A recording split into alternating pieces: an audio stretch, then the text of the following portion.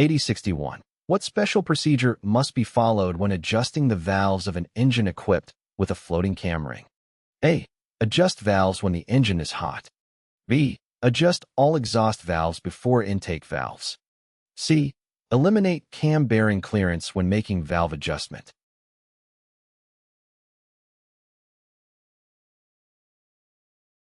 The correct answer is C. Floating cam rings are found in some large radial engines.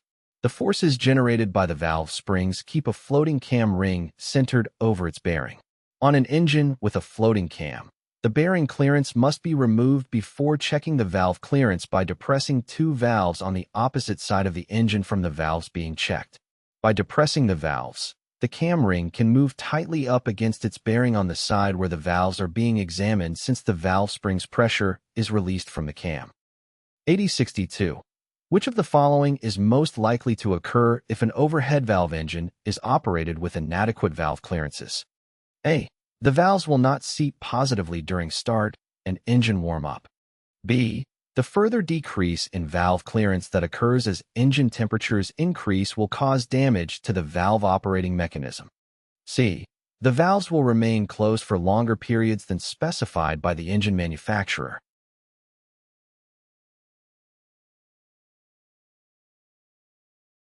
The correct answer is A. When the engine is cold, the gap between the overhead valves in an air-cooled engine is the narrowest. When the engine reaches operating temperature, this clearance expands to a number of times the cold clearance. When the engine is started and warmed up, if the valve clearance is too small, the valves probably won't seat properly.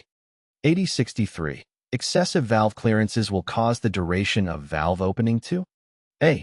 Increase for both intake and exhaust valves. B. Decrease for both intake and exhaust valves. C. Decrease for intake valves and increase for exhaust valves.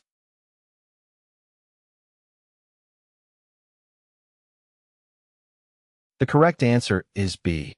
In an engine with excessive valve clearances, both the intake and exhaust valves will experience a decrease in the duration of valve opening.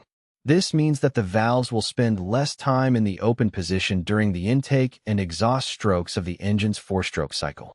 The reduced duration of valve opening can have several negative effects on engine performance. It can lead to inadequate airflow during the intake stroke, resulting in reduced cylinder filling and a decrease in engine power. Similarly, during the exhaust stroke, insufficient time for the exhaust valve to fully open can impede the expulsion of exhaust gases, leading to poor scavenging and decreased engine efficiency. Q8064. What does valve overlap promote? A. Lower intake manifold pressure and temperatures. B. A backflow of gases across the cylinder. C. Better scavenging and cooling characteristics.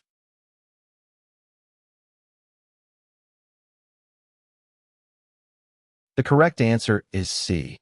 Valve overlap refers to the period during which both the intake and exhaust valves are open at the same time in an internal combustion engine. This occurs near the end of the exhaust stroke and the beginning of the intake stroke.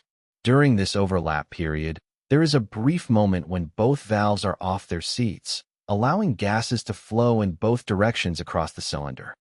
Q8065. At what speed must a crankshaft turn if each cylinder of a four-stroke cycle engine is to be fired 200 times a minute? A. 800 revolutions per minute. B. 1,600 revolutions per minute. C. 400 revolutions per minute.